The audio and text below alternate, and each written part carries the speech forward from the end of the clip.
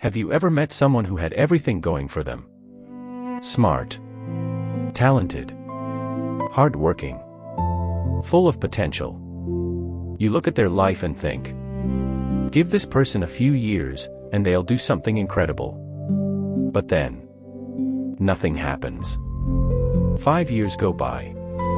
Then 10. And somehow, they're still standing in the same place. Still talking about the business they'll start, the book they'll write, the life they're going to build. They haven't given up. They're just not moving.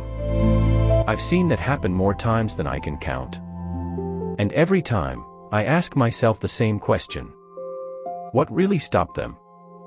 Was it failure? Sometimes. Was it money? Not always.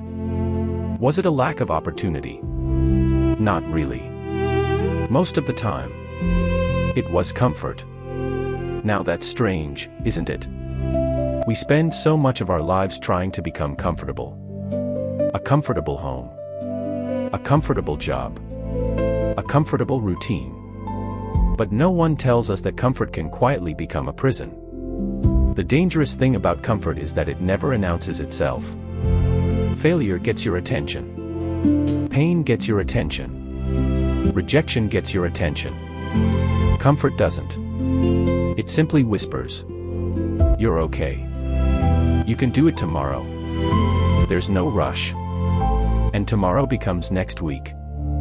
Next week becomes next year. Before you know it, you've spent years preparing for a life you never actually started. That reminds me of an old story. I don't know whether it's true. But honestly, some of the stories that carry the deepest truths don't always come from history books. Long ago, there was a king who loved collecting beautiful things. Rare paintings. Rare jewels. Rare animals.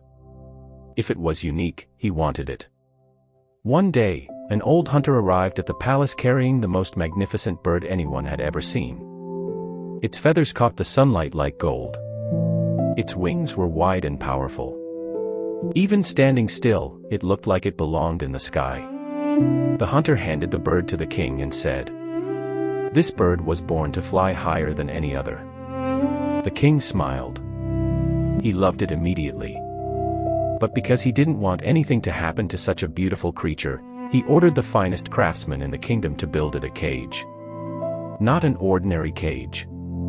A golden one. The bars were made from pure gold. Precious stones covered every corner. People traveled from distant lands just to see it. Every day, servants brought the bird fresh fruit, clean water, the safest shelter imaginable. It never had to search for food. It never worried about predators. It never faced storms. If you looked from the outside, you'd probably say that bird had the perfect life. Months passed. Then years. One afternoon, the old hunter returned. The king welcomed him proudly. "Come," he said. "You'll be pleased to see how well I've cared for your bird." The hunter walked slowly to the cage. He stood there for a moment without saying a word. Then he sighed. The king looked confused. "What's wrong?" he asked.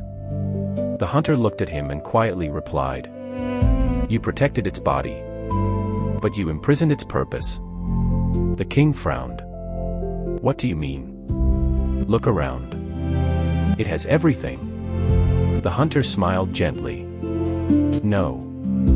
It has almost everything. Except the one thing it was created to do."